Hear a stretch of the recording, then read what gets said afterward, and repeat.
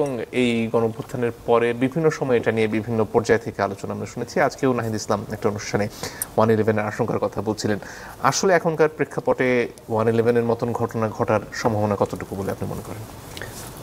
একটা জিনিস হলো কি জানেন, বিগত আওয়ামী লীগ সরকার 111 বলতে বলতে মানে 111 যে আসলে কি এটাই ভুলে গেছিল।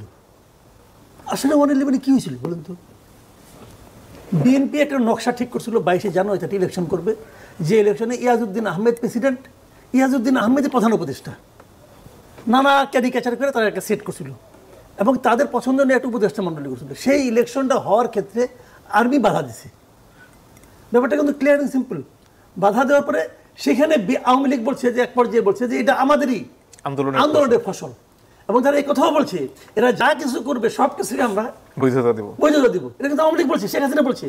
বলার পরে শেখ হাসিনা ধরুন নাকি এই আন্দোলনের ফসলের ফলে তারা যখন ফসলটা ঘরে তুললো, মানে ওই আন্দোলনের মাধ্যমে তারা ইলেকশনে জিতলো 2008 সালে। জেতার পরে তারাই কিন্তু 111-এর সমালোচনা শুরু করলো। যে সমালোচনাটা অন্যদের করার কথা এটা তারা করা শুরু করলো। করতে করতে 111-কে এমনভাবে একটা উপস্থাপন করছে এটা ভয়ঙ্কর খারাপ জিনিস। যদি 111 না হইতো তাহলে যদি ওই ইলেকশন হইতো, যে জিনিস আমরা 2014 সালে দেখেছি ওই জিনিস আমি 2006 সালে দেখতাম, একই জিনিস দেখতাম। শেষ দিকে তো আওয়ামী লীগ তো সব প্রত্যাহার করে নিয়েছিল। আপনি নিশ্চয়ই খেয়াল আছে, আমার তো খেয়াল আছে না ভাই, আওয়ামী লীগ সব প্রত্যাহার করে নিয়েছিল, সে ইলেকশন করবে না। তাহলে বিএনপি তো একাই করতো। তো 14-র দৃশ্য আমরা তখন দেখতাম। তো এখন 111 আসলে 111-এর সমস্যা নেই। 111 জিনিসটা কি আসলে? ওটা কি আমার জাতিকে তখন ওয়েলকাম করছিল নাকি এক হয় নাই? এই জিনিসটা কিন্তু বুঝতে হবে।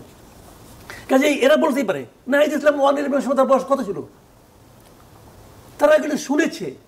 ওই শেখ হাসিনা শুনেছে সবাইকে, ওই একটা ন্যারেটিভ সবার মুখে মুখে মুখে মুখে ছড়াতে একটা পর্যায়ে আসছে।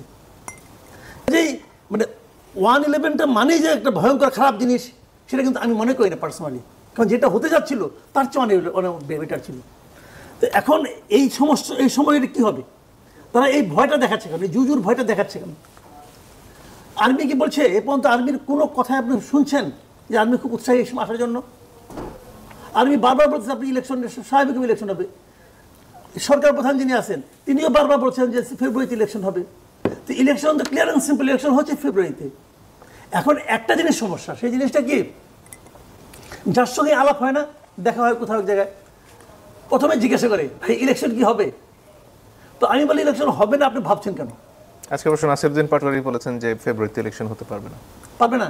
তাহলে তো উনি হয়তো এই কারণে ভাবছেন। তাহলে ইলেকশন আমি বক্তব্য ইলেকশন হতে পারবেন না ভাবছেন কেন আপনি? কারণ কেউ কি বলে নাসিরউদ্দিন পাটোয়ারি বলছে, কিন্তু আমি যত জানি এ পর্যন্ত জামাতও তো ইলেকশন হবে না বলে নাই কখনো। তো বিএনপি যাচ্ছে ইলেকশন হবে, তো ইলেকশন হবে না কেন?